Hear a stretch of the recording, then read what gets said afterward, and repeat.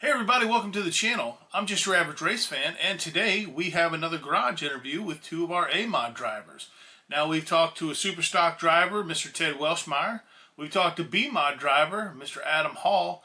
Now we're going to talk to two of our local A-Mod drivers, Mr. Jacob Potter and Dalton Teel. Now these guys are going to be heading out on the Heartland Modified Tour. It's a Midwest tour, covers 3 states, and it's a good sanction if you want to see some good modified racing. There's a lot of good drivers in it, a lot of good tracks. So if you're anywhere near where the schedule says they're going to be, I highly suggest you hit them up and watch some good racing. So with that being said, let's go to the garage and talk to these guys.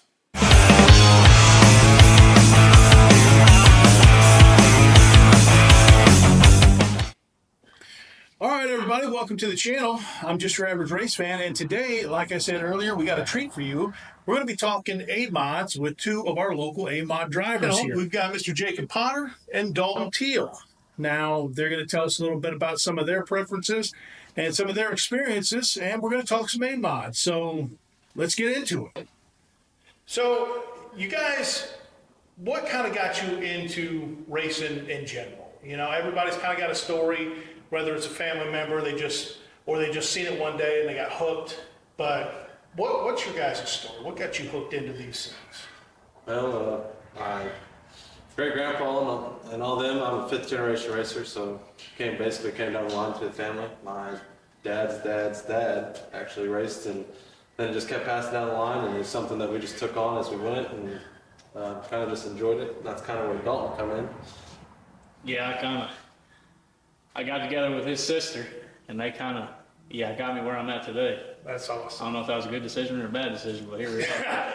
Well, yeah, I mean, it depends on what day, how a race night turns out sometimes, I guess. Yeah, so it's just a family thing, and like I said, we grew up around it. We did everything. My dad originally raced a sprint car, and then kind of got into modifieds.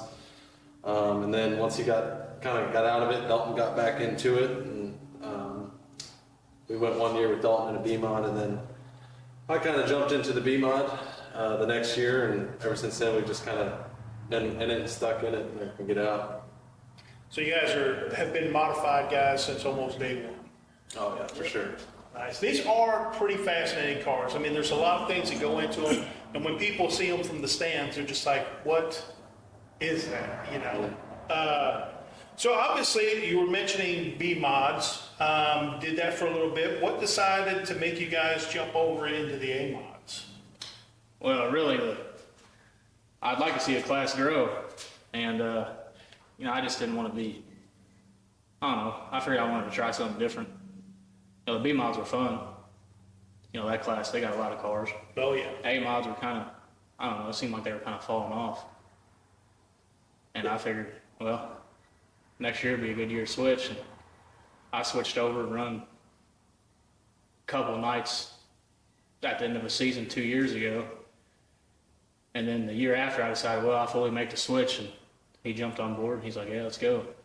And we just kind of trying to help the car out. And it seems like they're starting to come back a little bit. That's awesome. Around here. Yeah, I mean, definitely right now, it's definitely a tough time for racing, definitely tough times, especially like you said, some of the A-Mods, you can see the field has kind of, I don't like to say the numbers have been in decline, but I mean, they have gotten a little smaller, so I mean, I'm glad that they're making a little bit of a comeback, because these things are incredible machines. They're going to start running the Heartland Modified Tour. So, you guys pretty excited about that? Is it pretty nervous? Both? Yeah, it's I guess to be the best, you gotta run with the best. So I guess we got some new car stuff in here, and one of our buddies, Ryan Meadow, he's jumping on the Heartland Tour stuff, and we kind of just want to get a feel for it, jump out there with him, and see if we can compete. It's got really good payout. I mean, they pay their guys, so right now it's kind of our best bang for our buck to make our money back and get to run for points. So I think it's gonna be a little bit of fun. That is pretty cool, because I mean, obviously it's in the name, it's a Midwest traveling circuit. So I mean, you're getting to see a lot of different tracks, you're getting to see a lot of different drivers, as well as conditions, but staying within, a reasonable, driving. I'm not. So and this is a question that, I've wondered myself. I know a lot of people wonder this question as well about the difference between the noticeability between the cars, whether it's a 360 versus a 410. What is there a noticeable difference in handling and power between a B mod and an A mod, or is it kind of like it's you can notice a difference, but not like how much? I think you can actually. There's a big noticeable difference power-wise for sure. Them B mod motors are pretty limited. There's pretty good horsepower difference between the two. That's pretty cool. But you definitely feel you carry more speed. Like I said, you can definitely feel the power difference. Yeah, I'd say like the biggest difference for me is just on that B mod stuff. Little power. If you're tight or in a pinch and your car's tight all race, getting that car to turn, you don't got as much power to just hit the throttle and turn the car. The A mods, it's kind of a little bit of both. If you're real tight, you can hit the gas, and sometimes you're just gonna wash up the track, but sometimes these cars will just come around to you. And with all that motor, it'll definitely break it free and get you turned. That's pretty cool, because I do know there's definitely a difference in the setup, obviously with the rear ends and stuff. You guys are running the A mods versus the B mods, and the adjustability on these cars are, a lot more than the B mods. So that is pretty cool, talking about the power difference and how that helps with all the other parts that goes into these things. So that's pretty cool in here, because I've always wondered that. I was like, man, I wonder how much can you feel going into the turns, or how much does it pull down the straightaway versus a B mod, And I thought the same thing about like a 360 versus a 410, or a 305 versus a 360. So that's pretty cool. I think you guys touched on it a little bit, but with your dad, you said you're a 5th generation racer, and there were some sprint cars in there. What made you guys decide on modifieds? Like, what was the deciding factor with these cars versus a late model, or jumping into sprints, or something like that? Was there anything? There's definitely a big difference. So when we got into it, or he first got into it, my dad had the sprint car, and he just wanted. I think it was mostly because it was a cheaper version of racing, that rather than the sprint cars that are real expensive. So I believe he just hopped into it, and just because it was a cheap way to have fun at the time. And then once he got into it, and I just wanted to race against him. It just became like a friendly, competitive thing. That every race, I don't care to beat anyone out there. There's only one guy I want to beat, and it's my brother-in-law. So that's pretty cool. Yeah, man, it's kind of like those two words normally don't go together, cheap and race car. Okay, with 23 events on the tour, have you guys looked at the schedule? And is there a track that you're looking forward to running more than others? I'd say we're looking forward to the Lucas Oil Speedway races, Wheeling, Missouri. That track's pretty fun. That track is pretty good. So. Yeah, Wheeling for sure. It's one of the better tracks. The one that sticks out to me is Warrensburg. CMS has a Heartland Tour race for 2 nights. Haven't seen A-Mod. We used to watch A-Mods like 5 years ago, probably go around that track. And that's something that we definitely dreamed to be out there in an A-Mod one day. We grew up watching Kevin Blackburn and Dustin Hodge just get around that track, and that's probably definitely one of the most exciting ones for me. That's pretty cool. Wheatland spoils everybody, spectators and drivers, because the pits are unlike any other. But, you bring up CMS, and that is some hard racing out there. I've caught a few races out there, and it doesn't matter what class it is out there. It's pretty good racing, so that's pretty cool. 23 events, though. That's you guys are going to have your hands full with the different track conditions and different tracks. I think you guys, starting at Humboldt Speedway, I think? Yeah, so the first race is this week, and we're actually going to miss that one because we're waiting on wrap and stuff. But then after that, it's we're going to kick it in gear. We're going to try to hit everyone we can. The good thing about them is they're not racing every week. They've got a race like maybe once a month, and then some months they hit every other week or something, so it's not like a weekly deal Yeah. that you can follow. So it makes it a lot easier to hit those tracks and then stay home. It doesn't hurt the pockets as much. Yeah. Well, hopefully we can catch you out there in the pits sometime and catch up with you at the track. We were talking about the tour and the different tracks. You're going to be seeing a lot of different tracks from, kind of like the bigger tracks like Wheatland to some of your smaller tracks. Do you guys have a preference as far as bigger tracks or smaller tracks? Oh yeah, I prefer a bull ring all day long. Oh, yeah? Oh yeah. That's for sure. Me too. Bull rings all day. There's Moberly has a racetrack, Randolph County. He's ran it. I would probably never race it because it's just hard on equipment. Those large the large tracks are hard on stuff, and I'm not trying to tear stuff up and be up in the fence. So bull rings are giddy up, put your elbows up, and get down. It's pretty tight racing. Yeah. Yeah. It's fun. Yeah, Door to door. I've heard that. I've heard that the big racetracks are pretty fun, but they're definitely hard on equipment. Yeah, very. And now, if Callaway, if like Double X runs the B mods, would you guys jump in a B mod and do that? We've ran. Oh, yeah? Double X.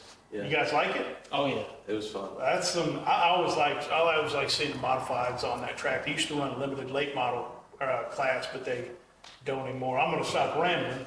So with all the tracks you guys raced in V mods and A mods, is there a favorite track of yours that you just like? And what do you like about it? Do you like the track surface? Do you like the crowd atmosphere? Just what's your favorite tracks and what are some of the things you like about it? I'm gonna have to go with Double X just because of the whole atmosphere at the track. Like I said before, I like Lucas Oil Speedway. It's pretty hard to beat that, but just the atmosphere at Double X is. Double X is a pretty cool track. It's my personal favorite as well. Yeah, and for me, it's probably Tri-City Speedway in Illinois. We've only got to run it like twice, but that track is it's just like the perfect size and it's plenty wide. It's got a cushion all the time. The past couple times we've been there, it's been pretty rough, so we've actually just kind of steered away from it. But outside of that, I mean, there's nothing that beats Double X. That crowd is nuts. The fans are, they're hillbillies and they love to get into it and have fun. So I love some Double X. They are. It is a good crowd. It's a good track, good atmosphere. If you guys have never been out to Double X, it's in California, Missouri. I highly recommend it. It is a fan favorite, a driver favorite, and it's worth checking out. So with all the different events, we've talked about all the different tracks and stuff, and you guys have been kind of, locally in the area. What do you think will be the biggest learning curve for you guys as far as a traveling series, competing on different tracks, different surfaces, different weather conditions every night with a group of guys that, are up there in their game? Oh man, you never quit learning on these things. You're only, like he said earlier, you're only gonna get as fast as the guys you race with. So them guys on that tour, Yeah, they come to win. it's just, I think it's the mental part of it, is because you're racing so often with that and having to chase it. It can get to you when you're, a few days out on the road and you miss your family for a little bit. I've definitely been there, so when your family can't make it, it kind of puts you in a mental state. You're like, I just want to go home, but most of them guys stick it out and just keep going. Sometimes, usually I'll just pack it up because, like I said, I miss my family. And I think that's a learning curve. And with these A-mods, we've always been on pull bar stuff, and we're kind of trying some lift arm stuff with these cars, and I think that'll be the biggest learning curve for me and him this year. That's cool. Well, I'm definitely excited for you guys. I know it'll be a great experience for you guys. It can't do anything but make you better at your craft, better at the race. So, like I said, I'm looking forward to coming out to a couple of these races and catching up with you guys, catching up with the tour. And keeping on the subject of the tour and different racetracks, back in the day, you'd seen guys that would come out on the track, intermission, check it. Some of them would have this little stick, they'd poke it with a stick. Some of them would even have like this thick nail on there just to see how far the track, it goes down. Now I see guys just running around on their little bikes. How do you guys, with seeing different tracks, different surfaces, you're gonna probably go to some different soil. And depending on what way the wind's blowing and the weather conditions and stuff, how do you guys check the track during intermission to see what the track is doing?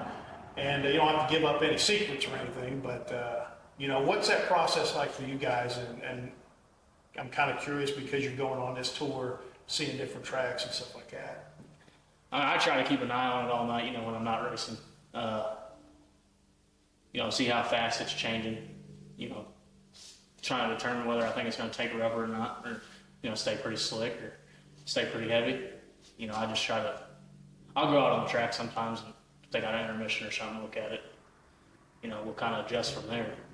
Yeah, the biggest thing is, yeah, I'll just take a look around the track, and most of the tracks we race, you can kind of look. And some of them are a little bit deceiving, but the biggest thing I do is I'll actually, on my race pass, they have live timing. So I'll actually just watch the live timing and see where that guy's running at, and whoever's running the fastest lap, that's basically where I'm going to try to be. Okay, that's cool. Yeah, technology probably plays a pretty good part in that because, like I said, you don't see that too often anymore. You may see one guy running around in his little pit bike, but you know, back in the day when I was growing up, you'd have the crew chief and the drivers, and they'd all be down walking the track, poking at it. You know, some would actually pick up some stuff off the cushion to see what it was doing, but you don't really see that too often. So that's pretty cool. My race pass is a great tool for the drivers, fans, you know. So that's pretty interesting. With that being said, you're talking about the watching the track conditions, see how much it's taking rubber. Do you guys prefer a slick track, or do you like it to kind of keep some of that tackiness to where you can at least start out with a good pull down the straightaway? I prefer it pretty heavy all night. I like it flat footed. Nice. Yeah, I'm about the same. Slick tracks, I mean, they say it brings out the best driver, but I mean, we're all here to go fast, so if we want a slick track and a one lane around the bottom, I mean, I'm definitely here to put it up against the wall and let her eat. So. Nice. That's pretty cool. So with these A mods, I know there is a kind of a set thing with the front clips to keep them, you know, a modified stock car, as they're sometimes referred to. What kind of clips do you guys run in these A mods? They're about the same as them, the B mods, really. You know, most of them are anymore on these new cars, AFCO clips. You know, they make aftermarket. You know, it's like 68 to 72 Chevelle stubs. Oh, okay. So you guys are running kind of like the Chevelle style clips on all these. It's pretty cool that they're allowing them, you know, do the stamps, because I mean, it's like I was talking with Adam. They're not making it anymore, so they're harder to find, you know. Now I know there was some cars back in the day that would use Camaros, and I think there was a few of them that would use Novas. But you know, I think you still got. I think there's still some chassis manufacturers that build like metric stuff. Yeah. Yeah, they'll build on a, I think it says, don't quote me, but I think it's 64 to 67 Nova. It's actually what some people run on their cars. I think that's the metric that they run. And not many people, I think definitely the dominant one is the Chevelle. I mean, Yeah. everybody's on it pretty much. Well, I think that's what a lot of people started with, and of course, I think once you were running out of those before they were stamping them, I think they were experimenting with a few different things, but that's pretty cool. Now, this is a question that I think is kind of interesting, because in my head, I know if I was a race car driver, you know, I would have one, but do you guys have any like pre-race rituals? You know, do you sit in the car and like, leave me alone, everybody, you know, or do you have any superstitions that you're just like, oh man, I wish that wouldn't have happened today. I don't need that. Not really. I mean, I'd like to try to get in the car a little bit earlier before, you know, instead of rushing, get straight to staging. But it seems like every time I try to do it, I'm always rushing to get in the car, hurry up and get belted in, you know. But I don't really have. Yeah, I don't have none of that, but I do have like a ritual, I guess you could say, is always my daughter's got to be right there. I got a little girl, so I was just got to see her before I go out there, and you got to leave me alone. If you're sitting there talking to me, my nerves are probably going. So I just got to zone in and focus. I've always wondered that, and I always like asking, you know, drivers that, because, you know, baseball players, they walk up and they got to do the same thing. every time. You know, football players, they might have to wear a special undershirt or whatever. You know, there's some weird superstitions out there with sports players. So I always think it's kind of cool. Some race car drivers have them. Some are like, no. You know, like Howard Hall, he was like, I don't have any pre-race. I just get in the car and drive. So that's so, all right, guys, I hope you enjoyed the conversation that we had with Jacob Potter and Dalton Teel. Again, they're driving A-Mods on the Heartland Modified Tour. It's a tour that goes through Missouri, Kansas, I believe Oklahoma, and do you got any Illinois dates? Or? No, just those 3 states, really. So those 3 states, if you're in the area, go ahead and check that tour out, especially if you're a fan of modifieds. Everybody, I hope you enjoyed that as much as I did. Again, I want to thank Jacob and Dalton for letting me come down to the garage, pick their brain a little bit, and get up next to the cars. It's always really cool getting up close and personal with these cars, getting to look at them, and look inside them. Remember, I know I've mentioned this in previous videos, but if you're at the racetrack, remember that they do open up the pits at the end, so if you do want to go and get an up-close look at these cars, be respectful. You can ask the drivers, hey, can I check this out? Most of them are more than willing to let you get up next to the car, take your picture with the car, maybe look inside of it. They'll answer questions, sign autographs. So feel free to take advantage of that. It's something that the racetrack does, and I highly recommend doing it. Again, these guys are going out on the Heartland Modified Tour. So if you're a big modified fan, and these guys are coming close to you, the Heartland Modified Tour is coming to a track that's nearby, I highly suggest you check it out. I know myself personally, I'm going to go to 2 races that are pretty close to me, so I can't wait. I look forward to seeing the tour and talking with some of the local guys that are going to be on this tour. So, with that being said, hey, stay safe. Stay courteous. It's the experience that matters, so go have a good one.